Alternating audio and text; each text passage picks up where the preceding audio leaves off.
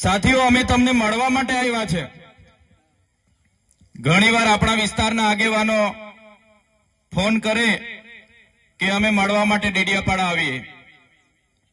ઘણીવાર કે અમારી આ રજૂઆતો છે, ત્યારે આજે નવા વર્ષના પહેલા દિવસે તમને બધાને મળીને પ્રકૃતિને પ્રાર્થના કરીએ છીએ કે આવનારું નવું વર્ષ સૌ માટે સુખ, શાંતિ, સમૃદ્ધિ સાથે સ્વચ્છ નિરોગી સૌને સ્વસ્થ નિરોગી આયુષ્ય પ્રદાન કરે એવી પ્રાર્થના કરીએ છીએ। સાથે સાથે તમે ને અમે બધા જાણીએ છીએ, હમણાં મંચસ્થ ટીનાભાઈએ કીધું કે ગુજરાતમાં આટલા ધારાસભ્ય છે 182, પણ એમાં આપણા ચૈતરભાઈ સાહેબ જ બોલે છે। પણ અહીં બેઠેલા તમામ યુવાનો, વડીલો, માતા બહેનોને હું અપીલ કરું છું, ઘણા આગેવાનોએ મને સાહેબ સાહેબ સાહેબ કરીને કારના બોલે છે, પણ હું કોઈ સાહેબ નથી। મને તમારો ભાઈ, તમારો દીકરો બનાવીને રાખશો તો ગમશે। મારે કોઈ સાહેબ ભાઈ બનવું નથી, મારે કોઈ મસીહા બસિયા બનવું નથી, મારે કોઈ સાહેબગીરી બનવું નથી। કેમ કે તમે મને સાહેબ બનાવશો તો તમારો ને અમારો અંતર વધી જશે, એટલે મને ભાઈ બનાવીને તમારે રાખવાનો છે। રાખશો ને બધા? સાથીઓ, હું તમને કહી દઉં, ગુજરાતમાં 27 બેઠકો આદિવાસીઓ માટે રિઝર્વ બેઠકો છે। એમાં તમારી છોટાઉદેપુરની પણ 3 આવી ગઈ, અમારી નર્મદાની પણ 2 આવી ગઈ, એમાં ડેડિયાપાડામાંથી હું ચૂંટાયેલો છું। તો 27 બેઠકો પર તો બીજી કોઈ જાતિવાળા લડતા નથી, લડે છે કોણ? આપણા આદિવાસી લોકો જ લડે છે। સાચી વાત છે કે ખોટી વાત છે? હા, પાર્ટીઓ અલગ અલગ છે, કોઈ ભાજપમાંથી લડે છે, કોઈ કોંગ્રેસમાંથી લડે છે, કોઈ આમ આદમી પાર્ટીમાંથી લડે છે, કોઈ બીટીપીમાંથી લડે છે, કોઈ ભારત આદિવાસી પાર્ટીમાંથી લડે છે, કોઈ સપામાંથી લડે છે, કોઈ બહુજન સમાજ પાર્ટીમાંથી લડે છે, પણ આખરે ચૂંટાઈને તો આદિવાસી જ વિધાનસભામાં જાય છે ને। 27 બેઠકો આદિવાસીઓ માટે અનામત છે, છેલ્લે ચૂંટાઈને તો આદિવાસીઓ 27 જણ જ વિધાનસભામાં જાય છે।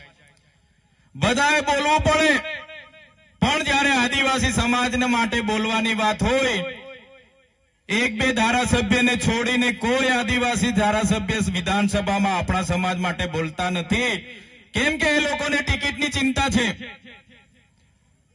આજે આટલો બધો આપણા વિસ્તારમાં અન્યાય અત્યાચાર થાય છે, કોઈ બોલતું નથી। એમને પાર્ટીએ રિમોટથી ચલાવે છે, પાર્ટી એમની પાર્ટીની ટિકિટથી પડેલી છે। ત્યારે આજે તણખલાના આ મંચ પરથી હું તમને કહેવા માંગુ છું, હું જે વિધાનસભામાંથી ચૂંટાઈને આવું છું એ આદિવાસી રિઝર્વ એટલે કે આદિવાસી અનામત બેઠક છે। મને કોઈ પાર્ટી ટિકિટ આપી દે, પણ આદિવાસીનો જાતિનો દાખલો મારા ફોર્મમાં હું નહીં મૂકું તો મારું ફોર્મ પાસ થવાનું છે નથી। ફોર્મ મારું પાસ થશે? કોઈ પણ પાર્ટી મને ટિકિટ આપી દે, પણ મારો આદિવાસીનો જાતિનો દાખલો હું નહીં મૂકું તો મારું ફોર્મ પાસ થવાનું છે? ભાઈ, પાસ થવાનું છે? નથી થવાનું ને? એટલે આદિવાસીના જાતિના દાખલાથી હું ધારાસભ્ય બન્યો છું, મારા ડેડિયાપાડાના આદિવાસી સમાજના આશીર્વાદથી હું ધારાસભ્ય બન્યો છું। આજે તમારી વચ્ચે આવ્યો છું તો આદિવાસી સમાજના ધારાસભ્ય તરીકે આવ્યો છું। જે દિવસે મારી પાર્ટી પણ આદિવાસી સમાજ માટે બોલતા મને રોકશે, તે દિવસે સૌથી પહેલા મારી પાર્ટીના પાટિયા ચૈતર વસાવા પહેલા ઉતારીને મૂકી દેશે। આ ખુલ્લા મંચ પરથી કહીએ છીએ અમે, આદિ અનાદિકાળથી વસનારો અમારો આદિવાસી સમાજ છે। આદિવાસી સમાજની સંસ્કૃતિ હજારો વર્ષ જૂની છે। સિંધુ ખીણની સંસ્કૃતિમાં તમે જોઈ લેજો, હડપ્પાની સભ્યતામાં જોઈ લેજો, એ આદિવાસી સંસ્કૃતિ 10-12 વર્ષ પહેલાની આપણી સંસ્કૃતિઓ છે। અહીંના મૂળ માલિકો છે આપણે, આદિવાસી હોય, એસસી હોય, માઇનોરિટી હોય, ઓબીસી હોય, આપણે આ દેશના મૂળ માલિકો છે।